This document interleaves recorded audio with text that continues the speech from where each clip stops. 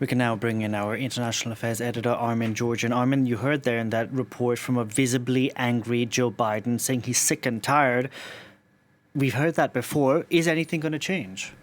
Well, America has really been paralyzed and stuck in this debate, at least for the last 10 years since the Sandy Hook massacre, which is, of course, being very much in the front of people's minds today. On the one side, people say enough of prayers for victims, act now.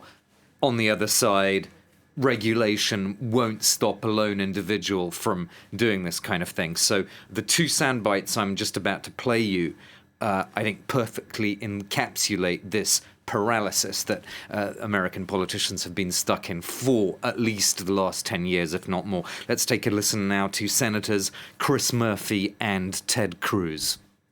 But I'm here on this floor to beg, to literally get down on my hands and knees and beg my colleagues.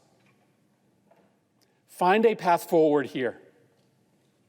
Work with us to find a way to pass laws that make this less likely.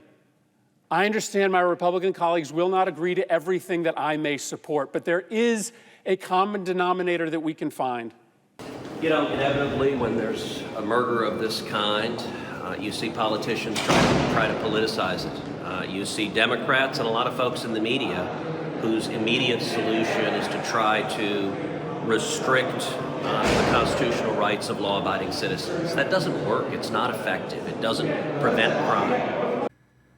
Just to get back to the pictures of the assault rifles that the shooter posted, that's something that was mentioned by President Biden as well in his reaction to this massacre. He mentioned that there actually had been a ban on assault rifles for a good 10 years, that Bill Clinton had signed into law, and that mass shootings went down. Not other kinds of crimes, but mass shootings, yes, he said, during that assault ban, and they went back up again once that ban ran out, once it expired. So what are public attitudes towards a possible ban again on assault rifles? This was a Gallup poll in August of last year. Do you think there should or should not be a ban on assault rifles? Should be. 61% of respondents said yes, should not be a ban. 38%, so a majority there in favor of a ban, according to that poll. Of course, there isn't one single solution, Delano, but this is one thing that has been pointed out as, as a possible route towards reducing these rampages. Now, this is semi-automatic weapons, but let's talk about gun control as a whole. Where does public opinion stand on the issue? Well, there's a bit of a paradox.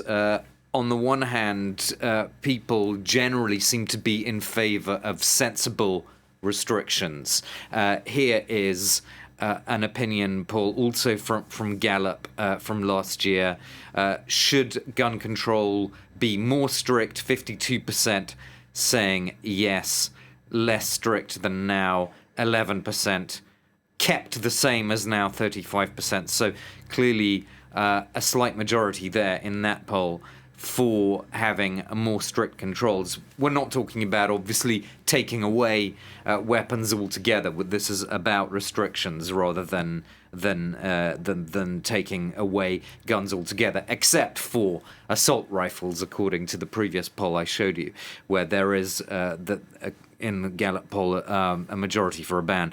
But then you've got a bit of a paradox, Delano, because if you look at the number of gun sales that have gone up over the last 12 years, so this is starting 2 years before the Sandy Hook massacre, where there were around 14 million gun sales. That has now more than doubled to around 38 million sales. And you can see that big spike over the last couple of years. As people emerged from COVID lockdowns, gun sales went up quite significantly. I'm not a sociologist, so obviously I'm not going to try to analyze that. But just to point out this paradox, on the one hand, people seem to favor more restrictions, but also people feeling anxious or in some way needing to protect themselves and buying more weapons, which throws up all kinds of issues and problems, of course, for the police, because when they intervene in situations, they are more likely to face someone at the other end who's got a gun, because America is just awash with weapons, a clear weaponization of society continuing there. It's crazy. Thank you very much for that, Armen Georgian there.